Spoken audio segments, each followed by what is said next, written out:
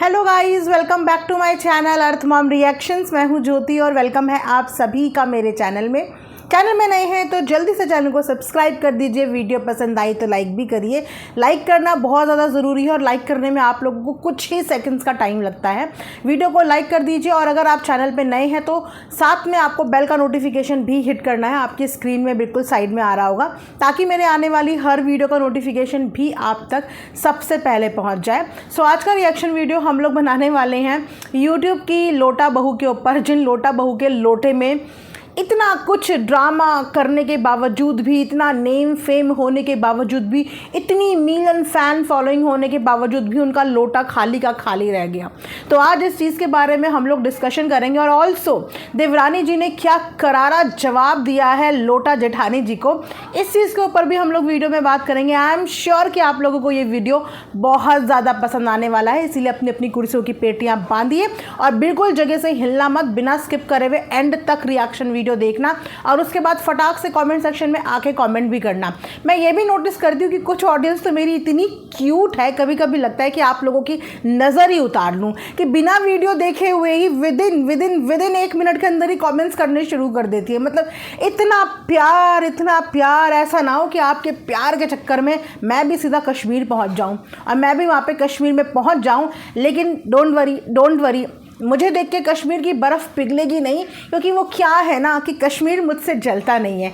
कश्मीर तो स्वर्ग है, स्वर्ग, और स्वर्ग को कभी किसी से जलने की ज़रूरत पड़ती है? वो अपने आप में इतना खूबसूरत है, लेकिन कुछ लोगों के आगमन से इतना जल जाता है कश्मीर कि जलन के मारे उसकी भी बर्फ़ पिघल जाती है। हाँ, तो आप लोगों के प्यार से मैं जब कश्मीर जाऊंगी तो वहाँ की बर्फ़ में आप लोगों को मैं स्नोमैन और स्नो वुमेन बना के ज़रूर दिखाऊंगी। मेरा पक्का वाला प्रॉमिस है, पक्का वाला पिंकी वाला प्रॉमिस। ओके, तो चलिए शुरू करते हैं वीडियो। उसी के साथ आप लोगों के साथ मैं ये काफ्तान नाइटी बिल्कुल शेयर करना चाहूँगी। आप लोगों को मेरे काफ्तान के कलेक्शंस बहुत ज़्यादा पसंद आ रहे हैं। सबसे अच्छी बात यह है गाइस, मैंने जितने भी काफ्तान्स आप लोगों को दिखाए हैं वो बिल्कुल भी पॉलिस्टर या वो बिल्कुल भी नायलॉन का फैब्रिक नहीं है, प्योर कॉटन के सारे काफ्तान हैं और बहुत ही अमेजिंग है, बहुत ही अमेजिंग। तो ये भी मैंने अपने लिए ग्रीन कलर का मंगाया है, बहुत ही सुंदर है गाइज़। ये भी कॉटन का है, आप प्रिंट देख ही सकते हो, बहुत ही डिसेंट सा इसका प्रिंट है, डिसेंट सा ही इसका रेट है और सभी साइज़ में ये अवेलेबल है। ये इसका फुल फोटो है। अगर आप लोगों को भी ये चाहिए तो आप लोगों को मेरी इसी वीडियो के कमेंट सेक्शन में इसका जो लिंक है वो पिन मिल जाएगा। बहुत सारे मेरे कल सब्सक्राइबर्स को ट्राउज़र का लिंक नहीं मिल पाया मेरी वीडियो में गाइस, तो ट्राउज़र का लिंक भी, वो ब्लैक वाला ट्राउज़र जो कोरियन ट्राउज़र आजकल ट्रेंड में, मैंने कल दिखाया था, उसका फ़ोटो मैंने कम्युनिटी पर शेयर किया हुआ है, फ़ोटो के साथ लिंक डाला हुआ है। तो अगर आप लोगों को कोरियन ट्राउज़र चाहिए तो वहाँ से जाके भी आप बाय कर सकते हैं इसी वीडियो के कम्युनिटी पोस्ट में। ओके, चलिए अब करते हैं रिएक्शन वीडियो की शुरुआत।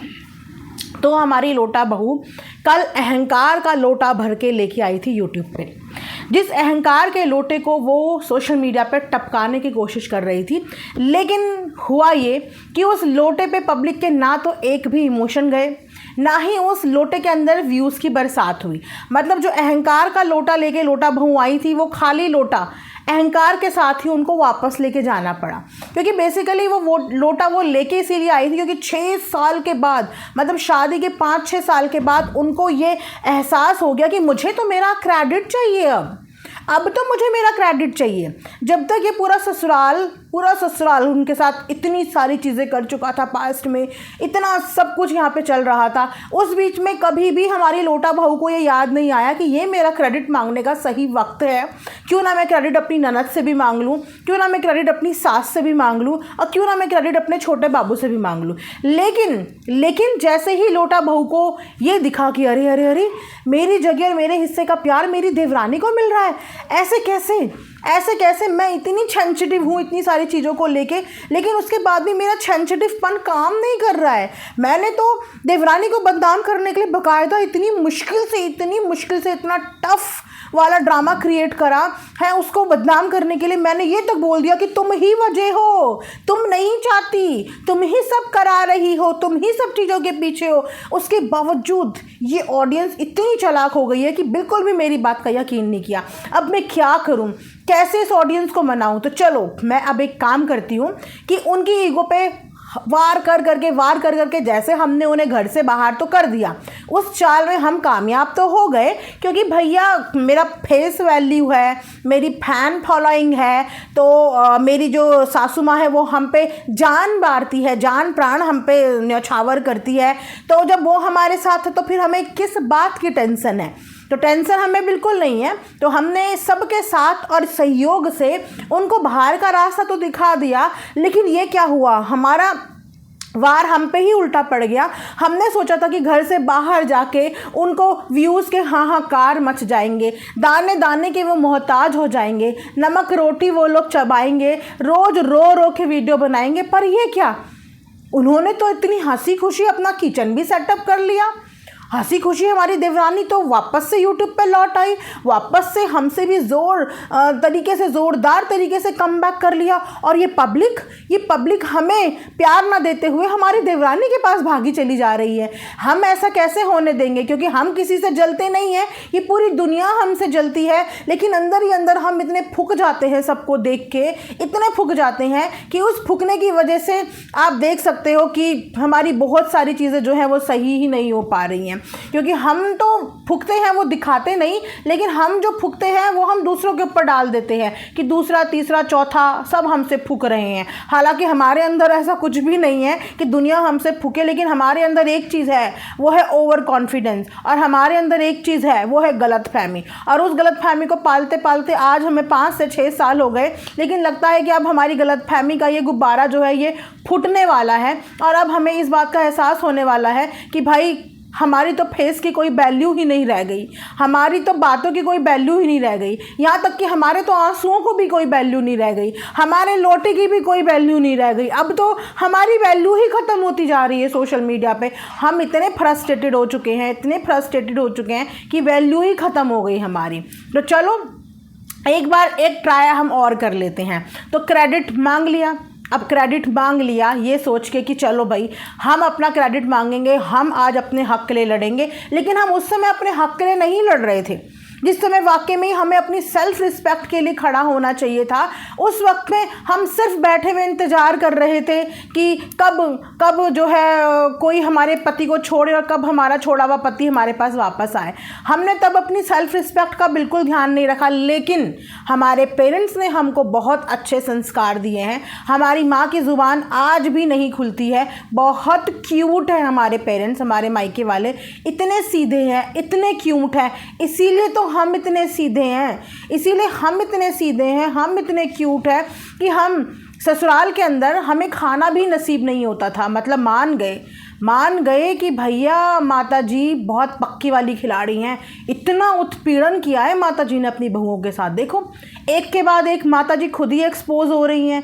बड़ी बहू को खाना तक उस घर में नसीब नहीं होता था, और माताजी को कोई लेना देना ही नहीं।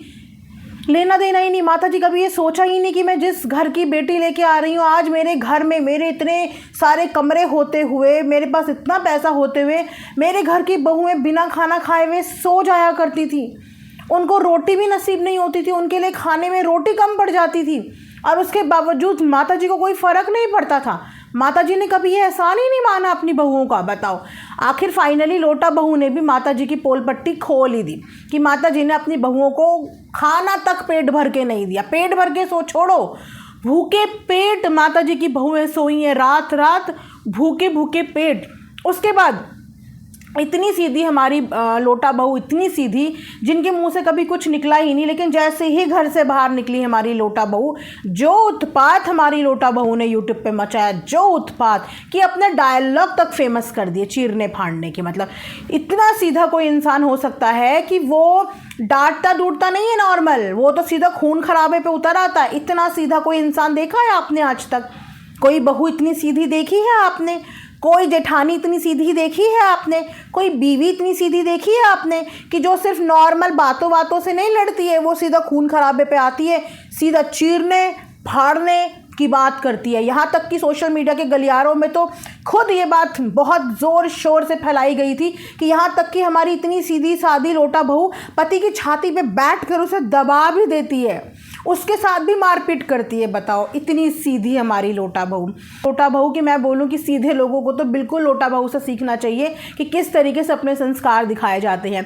मेरी वीडियो के कमेंट सेक्शन में ना एक बहुत ही प्यारा सा कमेंट आया हुआ है जिसको बहुत सारे लोगों ने लाइक किया हुआ है कि छोटी बहू के अंदर संस्कार और बड़ी बहू के अंदर अहंकार। इस समय पे ये स्लोगन बहुत सारे लोगों के मुंह से भी मैंने सुन लिया और मेरे लिटरली कमेंट सेक्शन में ये आया है, और कहीं ना कहीं ये बिल्कुल सही है कि छोटी बहू ने सिर्फ अपने संस्कार दिखाए हैं और बार बार कहते हैं ना कि भिगो भिगो के इनकी बेइज्जती करी है बिना कुछ बोले हुए भी। पहले भी इन्होंने छोटी बहू को पोक करने की कोशिश करी थी लोटा बहू ने, है ना, लेकिन छोटी बहू की तरफ से क्या मिला था? भिगो भिगो के बेइज्जत के जिल्लत के लड्डू मिले कि जेठानी जी आप बोलती रहिए बोलती रहिए बोलती रहिए, लेकिन मैं कुछ नहीं बोलूँगी, मैं कुछ नहीं बोलूँगी। वहाँ पे भी लोटा बहू को मुँह की खानी पड़ गई, कोई रिस्पॉन्स नहीं मिला, कोई रिस्पॉन्स नहीं। उसके बाद लोटा बहू ने दोबारा से नाकामयाब कोशिश करी कल, और उसके बावजूद भी लोटा बहू को अपनी देवरानी की तरफ से ज़ीरो रिस्पॉन्स मिला। उसने इस वाली बात को भी बिल्कुल ऐसे इग्नोर कर दिया कि बोलते रहो, मैं कुछ नहीं बोलूँगी, मैं कुछ नहीं बोलूँगी। तो लोटा बहू जो भी यहाँ से कोशिश कर रही है ना पैंतरा फेंकने का, छोटी बहू उस चीज़ को हाथ जोड़ के ऐसे कह दे रही है, talk to my both hands, talk to my both hands जेठानी जी, नॉट इंटरेस्टेड। उसने कम से कम ये प्रूव कर दिया कि कंट्रोवर्सी की ज़रूरत उसको बिल्कुल भी नहीं है। उसके पास अपना खुद का टैलेंट है, जो टैलेंट दिखा के वो सोशल मीडिया पे लोगों का दिल जीत रही है, और वो है उसका संस्कारों का टैलेंट। ना तो इतना कुछ होने के बावजूद उसने अपनी सास को चीरने फाड़ने की धमकी दी, ना ही कभी सोशल मीडिया पे ऐसा कुछ आया कि अपने पति के छाती पे बैठ के उसने अपने पति को दबाने की कोशिश करी, ना ही कभी उसके मुंह से आपने कोई अपशब्द सुना होगा। पिछले दिनों में बहुत कंट्रोवर्सी हुई, लेकिन छोटी बहू कभी भी किसी कंट्रोवर्सी का हिस्सा नहीं बनी। रीज़न बिहाइंड उसके संस्कार। उसको कंट्रोवर्सी कर करके फेमस नहीं होना था, उसको टेसू बहा बहा के फेमस नहीं होना था। उसके पास उसका वो जीवन साथी है जो उसकी ज़िंदगी की सबसे ज़्यादा इम्पॉर्टेंट पूंजी है, और वो है उसका लॉयल हस्बैंड जो अपनी पत्नी से बेइंतहा प्यार करता है, और वो पत्नी भी अपने पति से बेइंतहा प्यार करती है। कोई भी पार्टीज उठा के देख लो, कोई भी इवेंट उठा के देख लो, आज तक छोटे राजकुमार को आपने किसी आउटसाइडर औरत के साथ गले में गले या हाथ में हाथ डाले हुए नहीं देखा होगा। उसकी हर इवेंट पे, हर जगह पे प्रायोरिटी रहती है अपनी खुद की बीवी। वहीं पे जो छोटी बहू है उसके भी आपने देखा होगा कि उसकी प्रायोरिटी सिर्फ अपना पति है, उसको बाकी किसी के साथ भी कंफर्ट नहीं मिलता। कहते हैं इज्जतदार बेटी, इज्जतदार बीवी, इज्जतदार बहू और एक अच्छी रिस्पॉन्सिबल कंटेंट क्रिएटर, जिसको किसी भी कंट्रोवर्सी से अपने व्यूज़ लाने की ज़रूरत नहीं है, जिसको किसी का भी कंट्रोवर्सी का जवाब देने की ज़रूरत नहीं है, जो किसी भी सफाई की मोहताज नहीं है। और आज इसी वजह से पब्लिक का प्यार और सपोर्ट और दुलार उसको बहुत अच्छे से मिल रहा है। हालांकि एक माँ के लिए उसके बच्चे से बढ़कर कुछ नहीं होता। उसकी छोटी सी मासूम बेटी को तक बहुत कुछ बोला गया उसके अपनों द्वारा। जो औरत दूसरों पे जलने का इल्ज़ाम लगाती है, उन्होंने जलन के मारे उसकी मासूम सी बच्ची को भी नहीं छोड़ा, लेकिन ये उसकी अच्छाई थी कि वो उसको भी कड़वा घूंट समझ के पी गई, और उसने अपनी बेटी के लिए भी स्टैंड में कोई शब्द नहीं बोले। इसे कहते हैं एक रिस्पॉन्सिबल माँ। सारा से हमारी लोटा बहू को मुंह की खानी पड़ गई, तो देवरानी से पंगा नॉट चंगा लोटा बहू, क्योंकि अगर आप इसी तरीके से उससे पंगा लेती रही ना, वो भी वन साइडेड पंगा, यानी कि सिर्फ दीवार में सर मारती नहीं, दीवार को तो कुछ होने वाला नहीं है लोटा बहू, लेकिन आपका सर ज़रूर फूट जाना है एक दिन। तो ये दीवार में सर मारना छोड़ दीजिए, और जो बची खुची 20-30% की जनता का प्यार अभी भी आपके साथ है ना, इस प्यार को बरकरार रख लीजिए, अपने कंटेंट पे काम कर लीजिए, फोकस अपना पैसा कमाने में फोकस कर लीजिए, क्योंकि ये पैसा ही आपने छाती में बांध के ज़िंदगी भर अपने साथ रखना है ना। बाकी आपको ज़िंदगी में और कुछ नहीं चाहिए। पैसा, नेम, फेम, लग्जरी, इन्हीं में आप बिज़ी रहिए, लेकिन अगर दूसरों को गिराने की कोशिश करिएगा लोटा बहू, तो आपका लोटा तो हाथ से छूट ही गया है। एक दिन आप खुद देखेंगे कि सोशल मीडिया पे सब कुछ आपके हाथ से छूट गया है। इज्जत पाने के लिए सालों साल लग जाते हैं लोटा बहू, चाहे फिर वो नाटक नौटंकी की इज्जत हो, वो फेक इज्जत हो, लेकिन फिर भी पाने के लिए सालों साल और बहुत मेहनत लगती है। लेकिन इज्जत गंवाने के लिए सिर्फ मात्र कुछ सेकंड ही लगते हैं और वो रेत की तरह आपके हाथ से फिसल रही है। तो अभी भी इट्स हाई टाइम कि अपनी कंट्रोवर्सी की पोटली बांधिए, अपने लोटे में ढक्कन रखिए और उस लोटे को संदूक में पैक करके बंद कर लीजिए। आपकी भलाई के लिए बोल रहे हैं। बाकी ज्ञान बांटने का शौक हमें नहीं है, लेकिन कभी कभी कुछ अज्ञानियों के लिए ज्ञान अपने आप से निकल जाता है। तो कैसा लगा हमारा रिएक्शन वीडियो आप लोगों को? अच्छा लगा तो जल्दी से लाइक कर दो, चैनल को सब्सक्राइब कर दो। मिलेंगे नेक्स्ट वीडियो में, तब तक अपना ढेर सारा ख्याल रखना। Thanks for watching earth mom reactions. Bye bye, take care, love you all.